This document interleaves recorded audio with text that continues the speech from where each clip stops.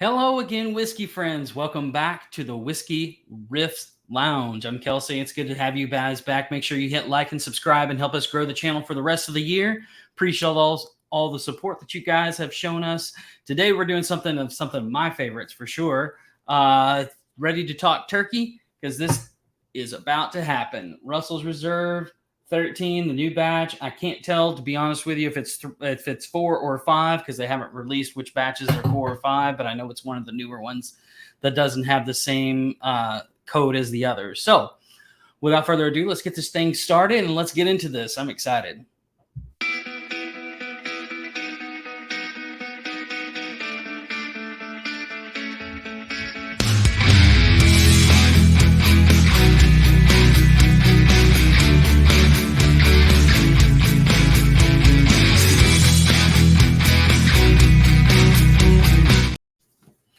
Welcome back, guys. Thanks for coming back. If you're new here, love to have you. As always, it's good to be here doing this with you guys. Today, we're talking about Russell's 13. Now, this is a 13-year-old product, hence the name. It is a barrel-proof strength, non-fill chiltered, and comes in at 114.8. Sorry about that. 114.8. So let's get into the nose, man. I can't wait to do this for you, all of you turkey heads like me. I've been waiting a long time for this one. Geez Louise, it's so sweet up front. That's got all the sweet cherry, a little bit of fruit notes as well, brown sugar, almost like a buttered brown sugar too. It's different. It's real sweet. Those fruit notes are more cherry than the others on the nose.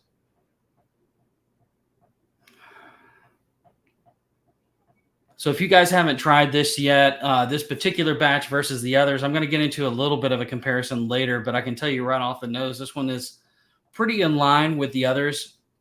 There's a little bit more oak on the nose of this one than there were of the others. The others were just straight up sweet, which this one has sweetness too, but it's not quite as sweet as the other batches. So yeah, let's get into the front palate on this sucker.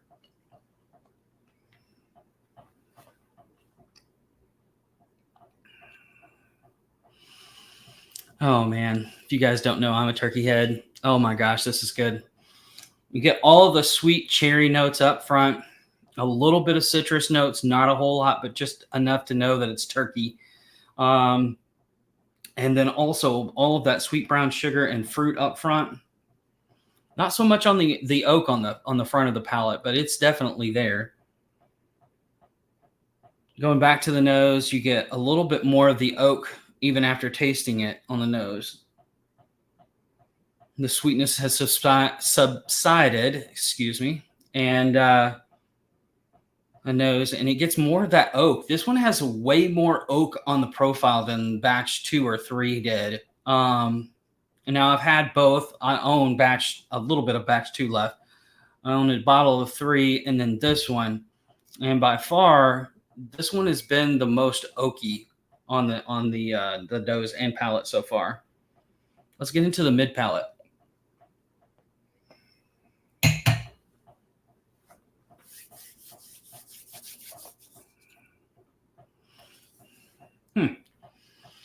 So mid palate, and get a little bit more vanilla notes coming through on the mid palate.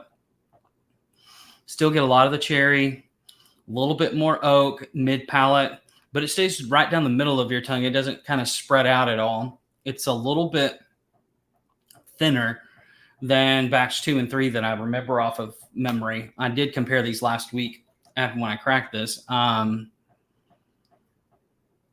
yeah, it's a little bit thinner. It's not quite as viscous as the other batches that I remember.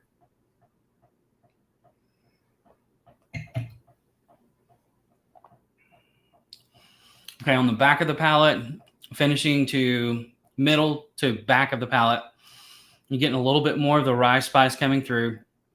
A lot of oak on the finish. For those that really like oak, this is going to be your bottle. You still get all the sweetness that you did on the other batches up front, Where what this one really stands out is on the finish and mid palate. Now, if I remember right, batch 2 was an extremely sweet all the way through the whole palate. It was just dense and rich and thick and viscous. This one's a little bit thinner, but not by much. This one just has more of a focus of that oak profile coming through on it. So overall, like I'm loving it. It's just it's a little bit different than 2 and 3. I will say that. Let's go back in for one more taste.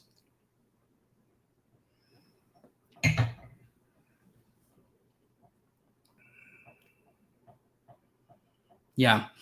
So you get all of those like normal notes of caramel and vanilla towards the middle and back, which is a little bit odd. Most of the time, whenever I get those on notes on a bourbon, it's usually up front.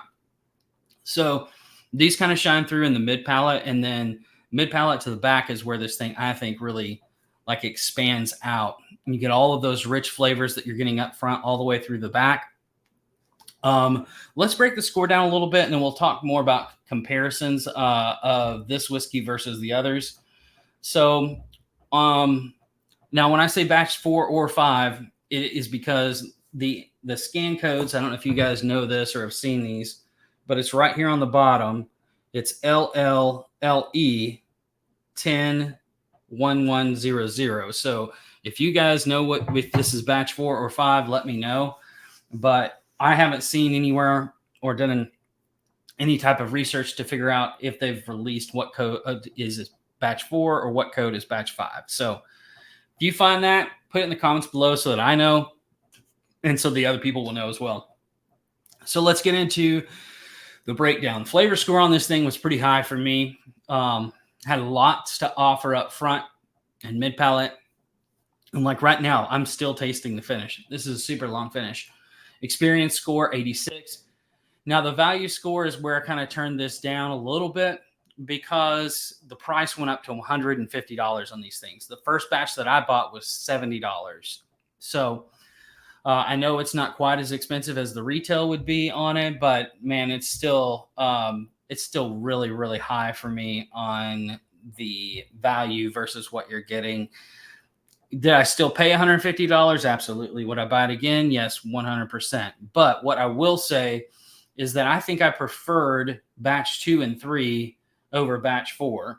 Now, don't get me wrong. It's not a bad batch. It's very, very good, obviously, by the scores that you see. I would recommend it. You're planning to buy another. Yes, if I can find it for retail, I will.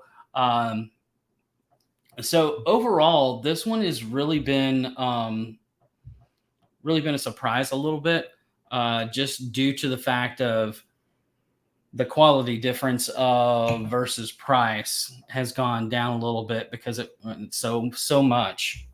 So with all of that, this has been something that I feel like whenever you're going into an expensive bottle, you expect to be wowed. This one is not exactly wow, but really good. The first bottle that I had, which was batch 2, was absolutely wow, 100% from the beginning of the bottle. I've got a little bit, maybe about that much left of it. And the batch 3 was pretty much the same way. It was really good. I still think batch 2 is my favorite. But overall, guys, this is definitely worth a pickup if you can find it.